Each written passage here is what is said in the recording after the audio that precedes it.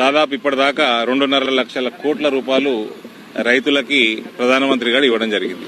ఇది DAP, fertiliser, యూరియాల మీద ఇచ్చే సబ్సిడీ కాకుండా సబ్సిడీలు దాదాపు కిసాన్ సమ్మాన్ నిధితో కలిపితే ఎకరాకి 25,000 అవుతుంది. ఎకరాకి 25,000 ప్రతి సంవత్సరం రైతులకి అందిస్తూ డైరెక్ట్ గా ఇండైరెక్ట్ గా సబ్సిడీల ద్వారా మళ్ళీ ఏ పథకాలు కూడా ఆగిపోవు. ఎంఐఎస్ స్కీమ్ కానీ, ఎంఎస్పీ స్కీమ్ కానీ ఇవన్నీ కూడా నడుస్తూ ఉంటాయి. తెలంగాణ ప్రభుత్వం లెక్క కాదు, 10,000 ఇచ్చినాం ఇంకేం స్కీములు నడపమని. కాబట్టి రైతాంగం అంతా కూడా సంతోషంగా ఉంది. అందుకే మనస్ఫూర్తిగా ధన్యవాదాలు తెలియజేస్తా ఉన్నాం. ఇవాళ సబ్జెక్టుకు వద్దాం. ఈ బీఆర్ఎస్ పార్టీ, బీజేపీ పార్టీని రోజు కాంగ్రెస్ వాళ్ళు, బీఆర్ఎస్ పార్టీ, బీజేపీ వాళ్ళు ఒకటి అని అంటూ ఉంటారు. ఇవాళ మీ దొంగతనం అంతా మరోసారి బయటపడ్డది. ఇవాళ కాంగ్రెస్ పార్టీ పెట్టిన అవిశ్వాస తీర్మానానికి కల్వకుంట్ల చంద్రశేఖరరావు జై అన్నాడు అని నేను ఫస్ట్ ముఖ్యమంత్రిని అడుగుతా ఉన్నా, దేనికోసం నువ్వు నరేంద్ర మోదీ గారి ప్రభుత్వం మీద అవిశ్వాస తీర్మానానికి మద్దతు ఇస్తున్నావు? ఆయన తెలంగాణ ప్రజలకు చెప్తా ఉన్నా, మీకు ఎంత నష్టం చేసిండో కల్వకుంట్ల చంద్రశేఖరరావు. ఇది ఆయుష్మాన్ భారత్ ప్రవేశపెట్టినాక సుమారు 7వ సంవత్సరం అనుకుంటా.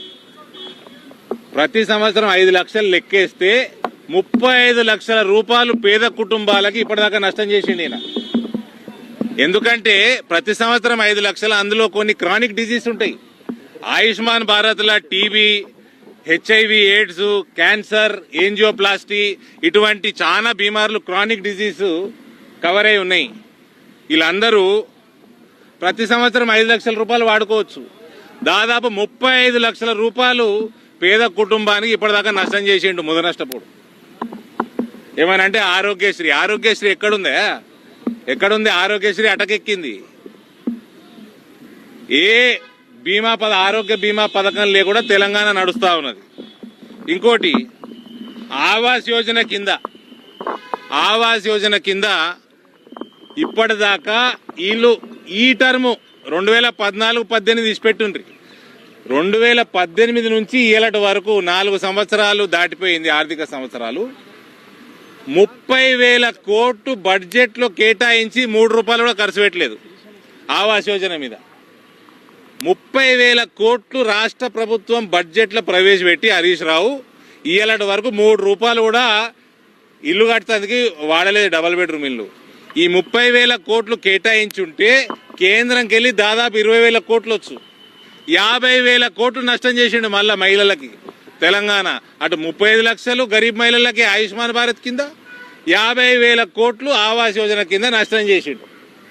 50,000 కోట్లతోటి ఈ కేసీఆర్ చెప్పినట్టే 5 లక్షల రూపాయలు ఒక్క డబల్ బెడ్రూమ్ కి అంచనా వేస్తే 10 లక్షల ఇల్లు కట్టొచ్చుండే ఇప్పటికి. ఈ 4 ఏళ్లలోనే ప్రతి పేద కుటుంబానికి ఇల్లు అయిపోవు. తీసుకుపోయి మొత్తం ఈ పైసలన్నీ తీసుకుపోయి కాళేశ్వరంలో ముంచుడు, కవితకి ఇచ్చుడు కమిషన్. ఇది తప్ప ఇంకేం చేయలేదు. ఇంకా ఈయన చేసిన నష్టం రైతులకి 10,000 చేతిలో పెట్టి, అది కూడా ఈ మధ్య అది కూడా వస్తలేదట, అది కూడా రాలేదట. ఈ మధ్య పెట్టి మొత్తం పథకాలన్నీ ఇప్పుడు మొత్తం ఈ వర్షాలకి పంటలన్నీ నష్టము, నార్లన్నీ నష్టము, పొలాలన్నీ మునిగిపోయినాయి, రోడ్లన్నీ కొట్టుకపోయినాయి. ఒక్క నయా పైసా ఇయ్యడండి. క్రాప్ డ్యామేజ్ కి నయా పైసా ఇవ్వలేదండి గత 9 సంవత్సరాలలో. ఒక్క రూపాయి ఇవ్వలే పంట నష్టానికి. అతి వర్షాలు కానీ, అకాల వర్షాలు కానీ, డ్రాట్ కానీ ఏది ఒక్క రూపాయి ఇవ్వలే. ఎంఐఎస్ పథకం పెట్టాడు, బోనస్లు ఇయ్యాడు, ఏ ఫ్యాక్టరీలు పెట్టాడు, అగ్రిబేస్ ఫ్యాక్టరీలు పెట్టాడు. ఇది అందరికంటే ఎన్ఆర్ఐలని నట్టేట ముంచింది కల్వకుంట్ల చంద్రశేఖరరావు. తడిగుడ్డతోటి గొంతు కోసులు అంటారు చూడు, ఎన్ఆర్ఐలకి గొంతు కోసింది కల్వకుంట్ల చంద్రశేఖరరావు. నువ్వు పని చేసేది లేదు, మన్ను చేసేది లేదు. ప్రపంచంలోనే భారతదేశ ఖ్యాతిని పెంచుకుంటూ, రైతులను కాపాడుకుంటూ, పేదలకి వివిధ బీమార్లు వస్తే ప్రతి సంవత్సరం 5 లక్షలు ఇచ్చుకుంటూ 4 కోట్ల మంది గరీబోళ్ళకి ఇండ్లు కట్టించిన ఆయన 18 గంటలు పనిచేస్తే ఆయనకి నువ్వు ఫార్మ్ హౌస్ లో వండుకొని అవిశ్వాస తీర్మానానికి మద్దతు ఇస్తావు. నీకేమన్నా ముఖం ఉన్నదా? నువ్వు ఏం బీకినావు తెలంగాణలో అడుగుతా ఉన్నా. ఇవి ఎవరికి ఏ సొసైటీలా ఏ సెక్షన్ కి నువ్వు ఉపయోగపడ్డావు? దేనికోసం నువ్వు అవిశ్వాసం పెడతా ఉన్నావు? ఇంకొకసారి నెక్స్ట్ టర్మ్ లా భారతదేశాన్ని 3వ అతిపెద్ద టాప్ 3 ఎకానమీస్ లా అమెరికా చైనా తోటి ఈక్వల్ గా నిలబెడతా అన్నందుకు నీవు అవిశ్వాసం. ఈ పేదలకు ఇన్నిగానం స్కీములు నడుపుతున్నందుక నీకు అవిశ్వాసం పెట్టినావు. దేనికోసం పెట్టినావు? దీన్ని బట్టి అర్థమైపోయింది Congress party B team TRS కాదయా. కాంగ్రెస్, టీఆర్ఎస్, ఎంఐఎం ఈ A1, A2, A3 ఈ ఏ టీంలు, బి టీంలు, సి టీంలు కాదు. A1, A2, A3 ఆ టీఆర్ఎస్ స్టీరింగ్ ఎంఐఎం చేతులు ఉన్నది, కాంగ్రెస్ స్టీరింగ్ కేసీఆర్ చేతులు ఉన్నది. ఈడ టికెట్లన్నీ కేసీఆర్ ఇవ్వాలి. కేసీఆర్ పార్టీ బీఆర్ఎస్ పార్టీ ఇట్లా పడుతున్నది ప్రజలల్లో. కాబట్టి కాంగ్రెస్ లేపాలి, వాళ్ళ ఎమ్మెల్యేలను గెలిపియాలి, టికెట్లు వీళ్ళు చెప్పిన వాళ్ళకి వాళ్ళు ఇవ్వాలి. ఆడు మళ్ళా గెలిచినాక వీని సంకనాకాలి వచ్చి ప్రగతి భవన్లో మొత్తం వర్షాలు పడి ఆడ కడెం ప్రాజెక్టు ఎప్పుడు కొట్టకపోతుందో తెలుస్తలేదు.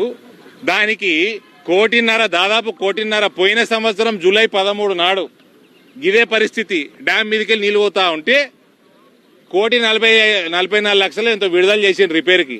ఇయ్యాలటి వరకు టెండర్లే కాల్ ఫర్ చేయలే. అది రిలీజ్ ఎప్పుడు చేసిండు తెలుసా అండి? 10 నెలలు అయినాక. అప్పుడు ఏమన్నాడు? ఆ వీడియో కూడా ఉన్నది నా దగ్గర. ఆనాడు కేసీఆర్ ఆ దేవుడే కాపాడిండు కడెం ప్రాజెక్ట్ని అన్నాడు. ఆ ఇంద్రకరణ్ రెడ్డి పోయి అదే ఆడ దేవుడే కాపాడిండు అని చెప్పి 10 నెలల వరకు కళ్ళు మూసుకొని మళ్ళా వర్షాకాలం అవుతుందని 1.5 కోటి రిలీజ్ చేసి ఇలాంటి వరకు రిపేర్ చేయలే.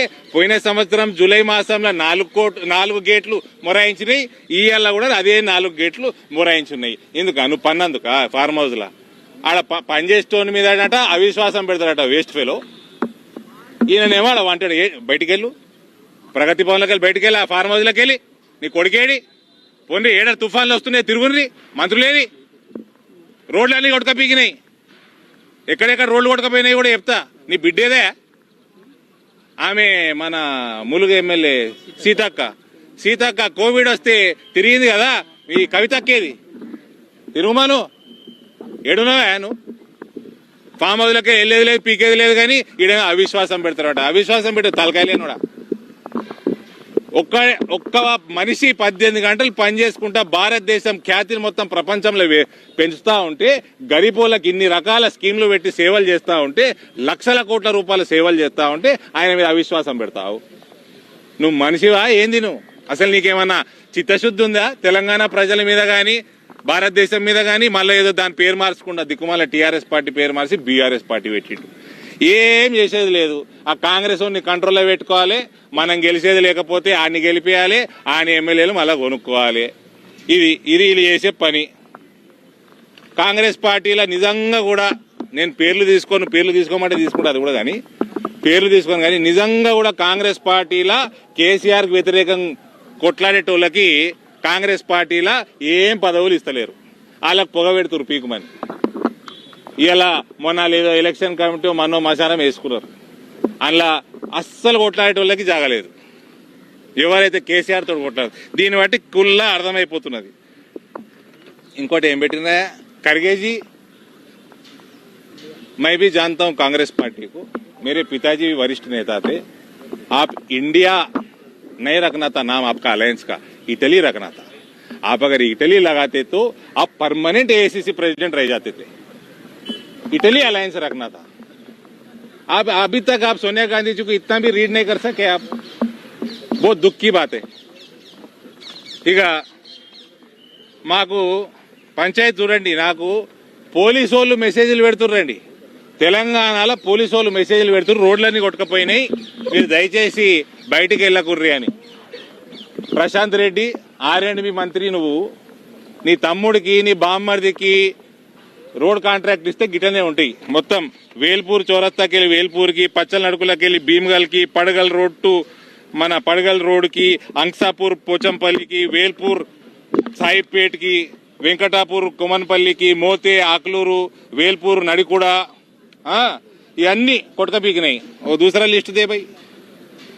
ఇంకా ఇవి కాకుండా Chotpalli, Basheerabad, Singaraopet, Jagtial, Armoor, Jagtial, Raikal, Hitkyal, Raikal, Ramajipet, Bhupathipur, NH-63 to Padagal road ఇవన్నీ అన్ని కొట్టకపీకినాయట. పోలీసు వాళ్ళు పెడుతున్నారు మెసేజ్ అండి, నేను చెప్తలేను ఇది. నేను ఢిల్లీలో ఉన్నా, గత 3-4 రోజుల నుంచి వర్షాలకి అన్ని కొట్టకపీకినాయట. ఇవన్నీ రోడ్లన్నీ ప్రశాంత్ రెడ్డి తమ్ముడో బామ్మర్దో కాంట్రాక్టర్ దీనికి. అది క్వాలిటీ లేదు. ఇక వీళ్ళు మా ప్రభుత్వం మీద, మోడీ గారి ప్రభుత్వం మీద వీళ్ళట అవిశ్వాసం. ఏది నీ బిడ్డేదా, నీ కొడుకేడి, ఎల్లుమన్ బయటికి, తుఫాన్ల గోమన్, నీళ్ళ గోమన్. ఒక ట్రైన్ యాక్సిడెంట్ అయితే ఒరిస్సాలా ప్రధానమంత్రి పోయి ఆడ పొద్దు నుంచి రాత్రి దాకా ఉన్నాడు. 4 వద్దులు రైల్వే మినిస్టర్ అశ్విని వైష్ణవ్ పోయి మళ్ళా ట్రైన్లు నడిచేదాకా ఆడికి ఆడనే అన్నాడు పట్టాల మీదనే. నువ్వేం బిక్తున్నావు ఫామ్ హౌస్లా? సిగ్గు శరం ఉందా? నిన్ను మళ్ళా తిట్టినా అంటే తిట్టిన అంటారు. మళ్ళా నువ్వు పనిచేసేది లేదు, పీకేది లేదు, దేశాన్ని ఇంత మంచిగా నడిపిస్తున్నాని మీద అవిశ్వాసమా దిక్కుమాలవడా? ఫస్ట్ నువ్వు రాజీనామా చేసి మొత్తం విశ్వాసం తెలంగాణ ప్రజల మీద నీ మీద కోల్పోయింది కాబట్టి ఫస్ట్ సేల్ లో ఎమ్మెల్యేలు రాలి కాబట్టి సెకండ్ సేల్ తెచ్చుకుందామనే సెకండ్ హ్యాండ్ వాళ్ళని కొనుక్కొని కాంగ్రెస్ పెంచుతున్నావు. Nobody A team B team, A1, A2, A3, BRS, Congress and MIM వీళ్ళు ముగ్గురు ముద్దాయిలు తెలంగాణ సమాజంలో.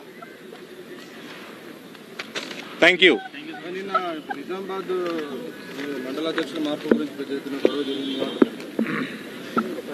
మండలాధ్యక్షుల మార్పు అది ఆర్గనైజేషన్ అపాయింట్మెంట్లు. I have nothing to do. Party పెరుగుతా ఉంటే ఎలక్షన్లు దగ్గరకు వస్తున్నాయి, దానికి తగ్గట్టు ఆర్గనైజేషన్ జిల్లా అధ్యక్షులు, మాకు జిల్లా కోర్ కమిటీ ఉన్నది, వాళ్ళందరి ద్వారా ఒక ప్రొసీజర్ ద్వారా అపాయింట్ చేసినవి. I have nothing to do in it. Thank you.